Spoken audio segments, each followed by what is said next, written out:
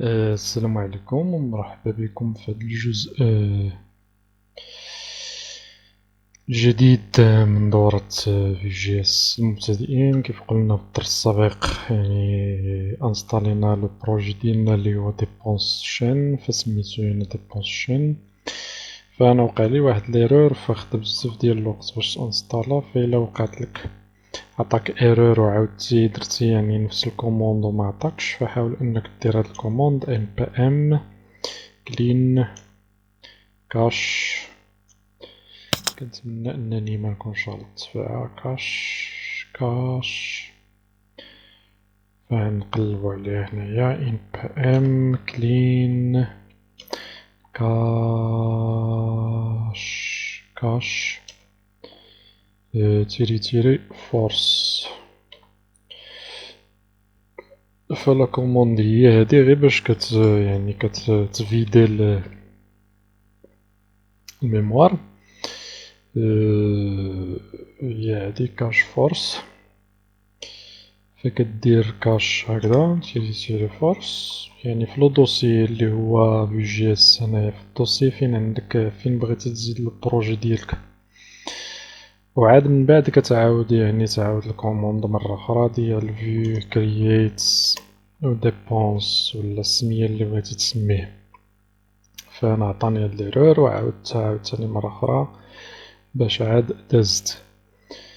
فدابا يعني مني غادي يدوز البروجي ديالك وتانستالا، فعندي هاد البروجي هذا بابليك ففيه لي فيشي ديالي.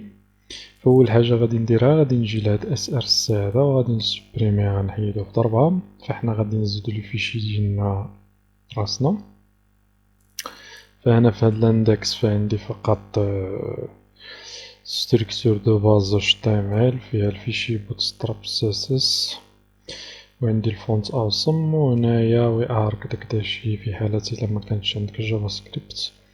وهنا كيف قلنا الديف اللي غادي تحكم فيها يعني الابليكاسيون ديالي اللي هي في جي اس واللي عطيناها الاي دي اب.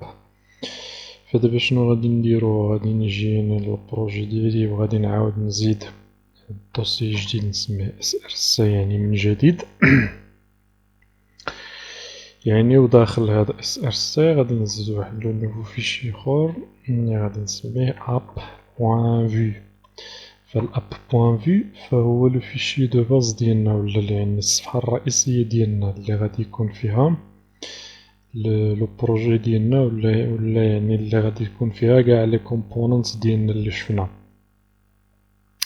فأول حاجة كيف قلنا فهنا فهاد البوان في فكيتعتبر بأنه كومبوننت، وكل كومبوننت كيف هضرنا من قبل فعندو تومبليت. فهنايا الفرق اللي كاين ما بين الكومبوننت اللي كنا شفناه في الأجزاء السابقة وهاد الكومبوننت هذا هو أنه هنايا كنسيباري كل حاجة بوحدها. فعندي هنا التومبليت بوحدها، من بعد عندي سكريبت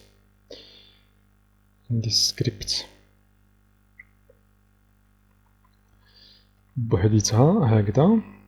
وباش كنقول بان هاد الكومبوننت هذا غادي نخدم به يعني غادي نخدم به في لابليكاسيون ديالي كامله، كندير اكسبورت يعني كنصيفط كنخلي يعني الفيشي انني ممكن انني نامبورطيه في جهه اخرى. فحنا غادي نشوف هادشي من بعد. كنقول اكسبورت ديفولت، كنعطي السميه ديال الكومبوننت. فهنايا سميتو انا اب، تقدر تسميه اي حاجه بغيتيها. وداخل الكومبوننت كي شفنا في قبل كتكون عندنا الداتا اوبجيكت اللي ولات دابا فونكسيون واللي كتريتورني واحد لوبجي. وحنا لوبجي هنايا فقط زدنا فيه واحد البروبريتي اللي هي نيم، وعطيناها السمية ديال لابليكاسيون ديالنا اللي هي جيستيون دو ديبونس هكذا. فدابا ملي زدنا هاد النيم هذا شنو بقى لي يعني هذا دابا الاخر بحال اللي نقولوا المكونات ديال الكومبوننت. فعندي التومبليت، عندي السكريبت، وعندي الستايل. ففي الستايل كيكونوا الاخر لي ستيل سي اس اس في حالة ما بغينا نزيدو سي اس اس. وكنزيد هاد الموكلي سكوبد. فسكوبد شنو كتعني بان هاد السي اس اس اللي كاين هنا فهو خاص فقط بهاد الكومبوننت هذا، يعني اي حاجه زدتها هنايا فكتنطبق فقط على هاد الكومبوننت ولا على هاد لاباج هادي.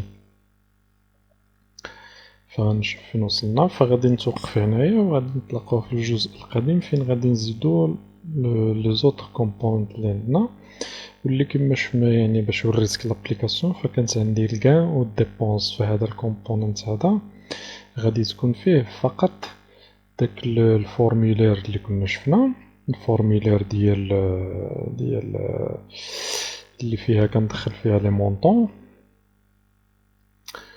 وغادي يكون فيه يعني لي بوطون باش كنأجوتي في داكشي غادي نزيدوه من بعد. فدابا فقط غادي نزيد واحد H3 غادي نعطيها واحد الكلاس دينجر ونعطيها تكست تيري سنتر وغادي نعطيها empty دو margin top 2 وفقط غادي نافيشي هاد البروبريتي اللي عندي هنايا اللي هي نيم غادي نجي ونافيشيها هنايا. فحنا دابا مازال ما غنافيشيو والو، فنشوفو في الجزء القادم فين غادي نزيدو لي زوطر كومبونون.